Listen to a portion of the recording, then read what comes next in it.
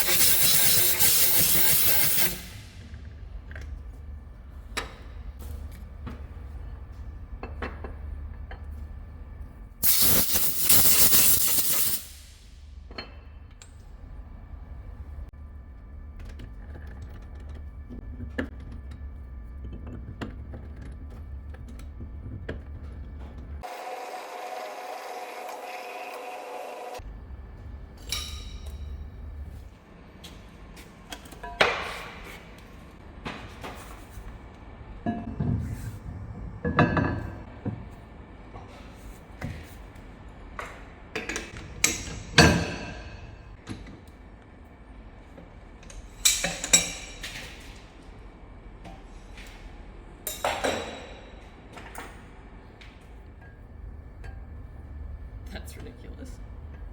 Now I've got that set up, the first thing I'm going to do is face it.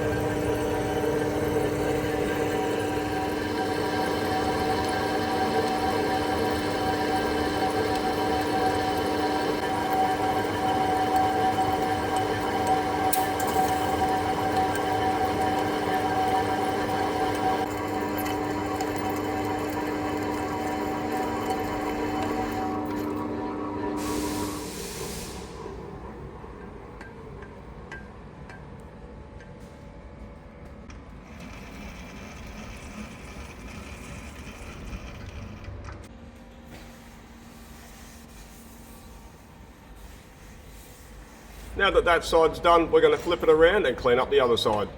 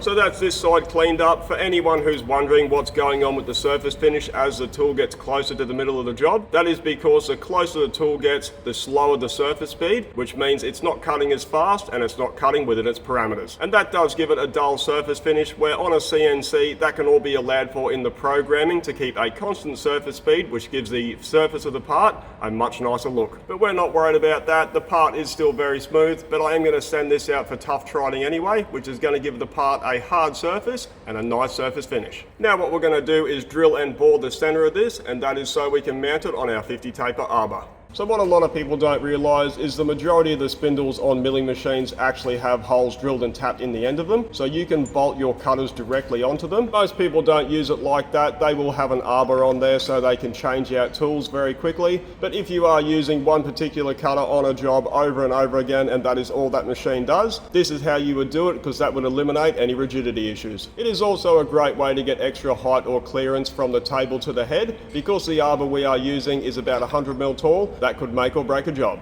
To drill the hole, I'm going to be using a 50mm BPK spade drill.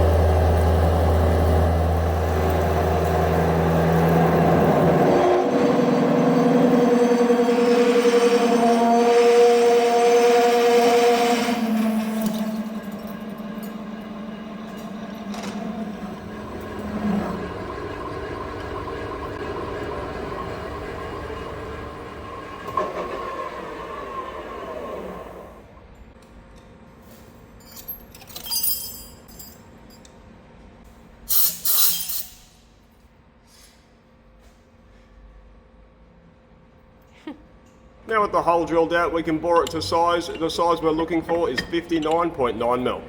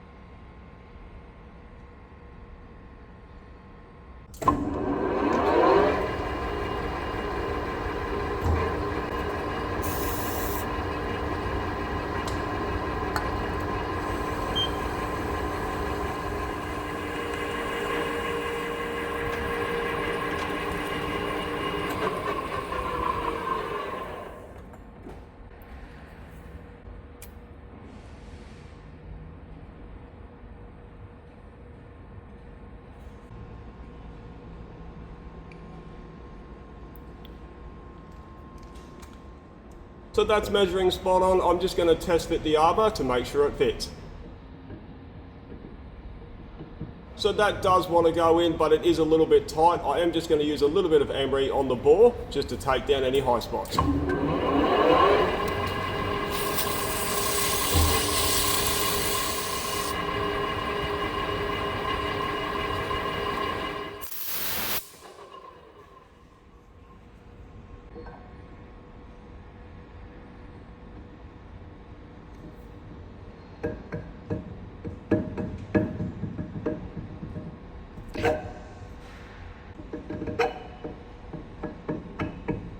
So that's a nice neat fit. Now what I need to do is change out the boring bar so we can chamfer the edges.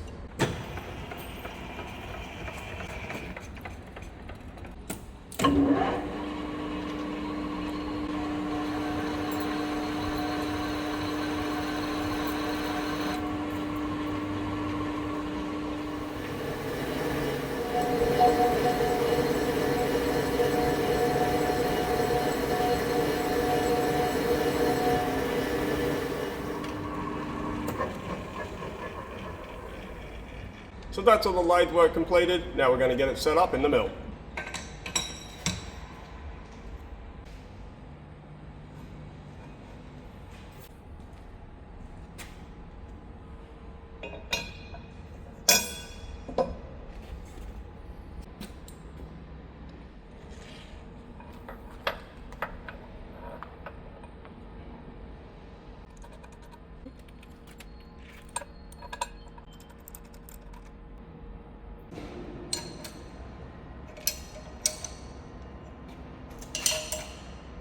So with that set up, now we're going to find center of the hole.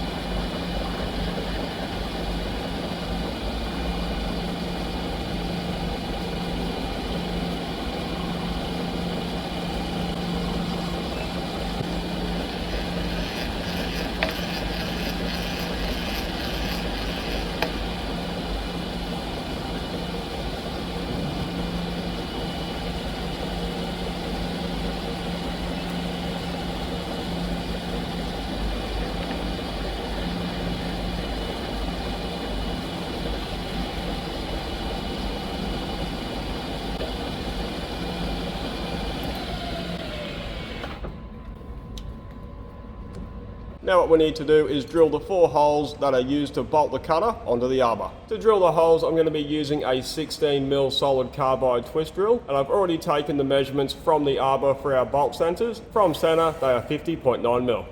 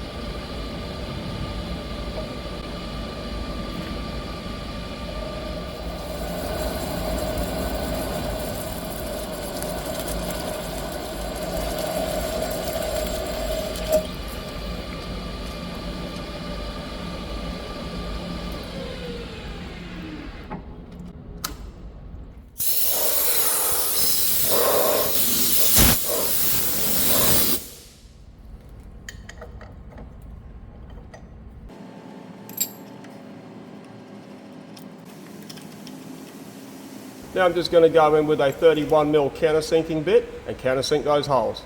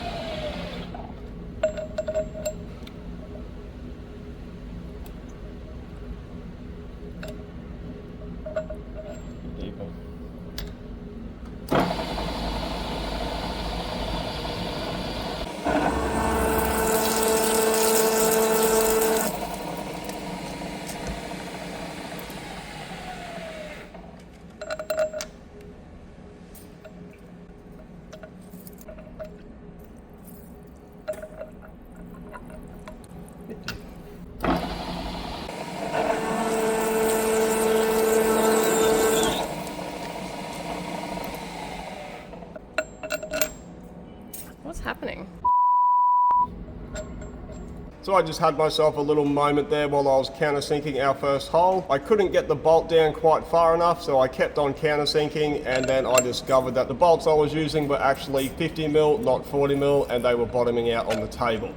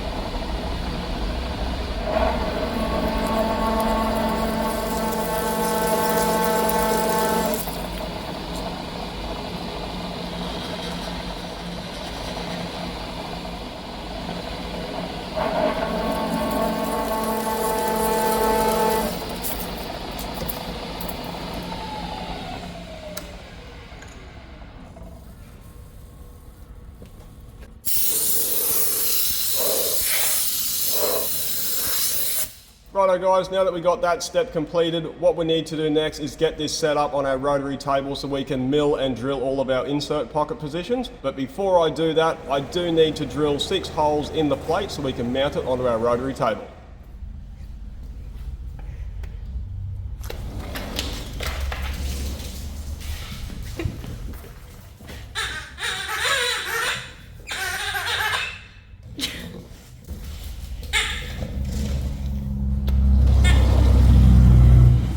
What you got?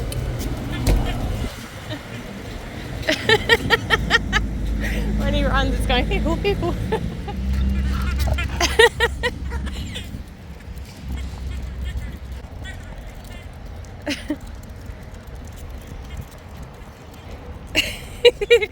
Come on. So to drill the holes, I'm going to be using the PCD or bolt hole function on the digital readout. We already have our center position. All I need to do is input the radius and the number of bolt holes, and it will map the locations for us.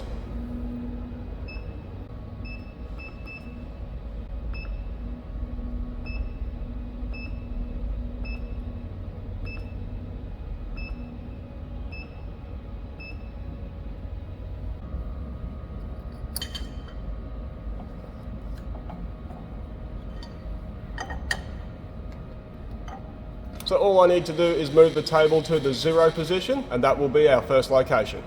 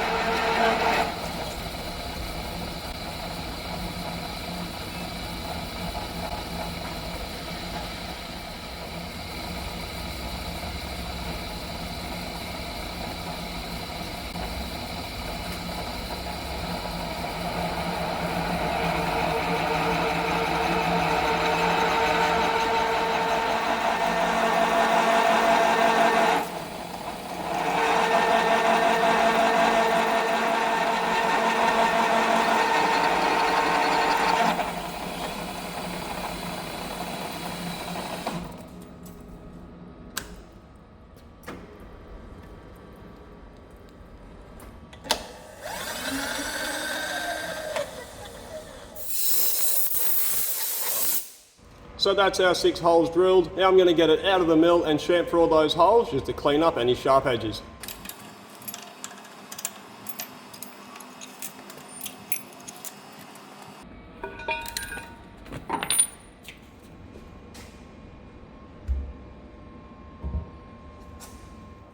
Ready?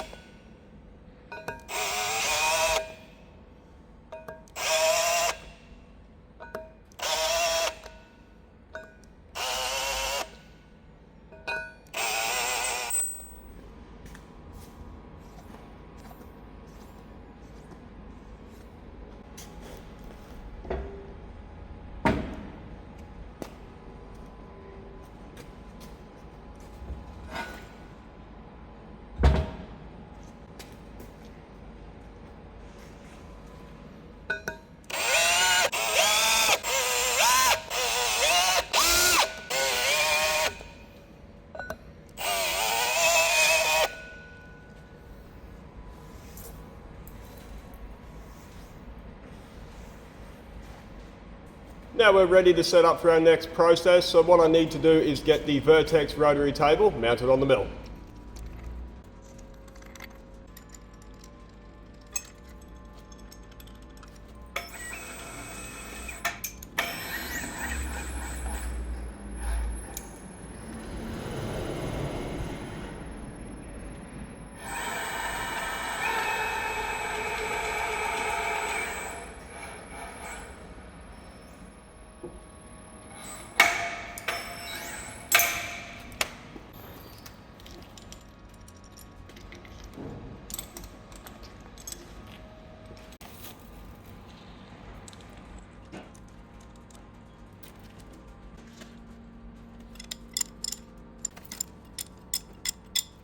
So this rotary table has a Morse taper 4 through the spindle. So in order to get our plate perfectly centered on our rotary table, what we're going to be using is an ER40 to Morse taper 4 holder to put in the spindle, and we'll machine a sleeve to suit the outside diameter of that and the inside diameter of our plate. And that works out to be a sleeve with an ID of 50mm and an OD of 59.9. So I could go through the process of setting up a coaxial indicator to get the rotary table dialed in and then put the plate on there and dial that in. Or I could use a test indicator and sit there and bump that plate into position, but that is a lot of messing around considering making up a sleeve is only going to take a couple of minutes and it's going to eliminate all of that setup.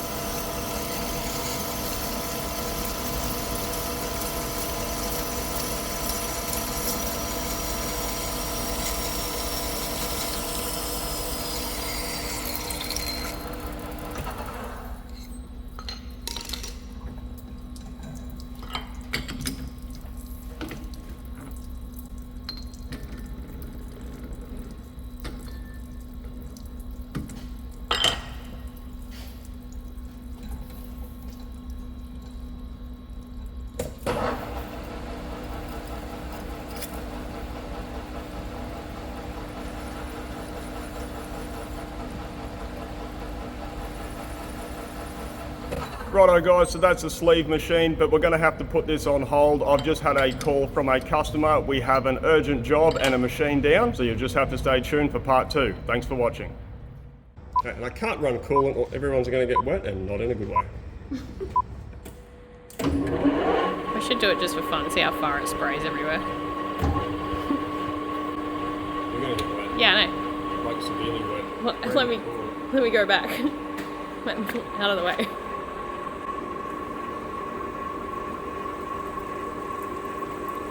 How far is that flying?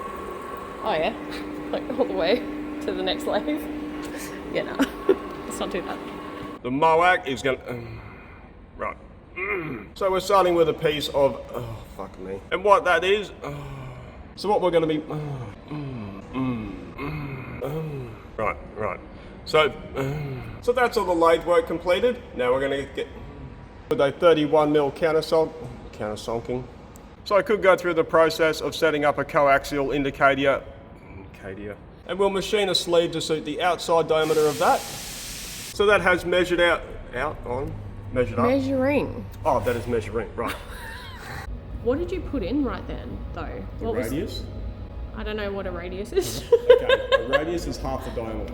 Oh yeah, okay. What's happening? It's not Fucking made idiot. any difference. It's hitting the table. It's hitting the fucking table. I knew something was going on.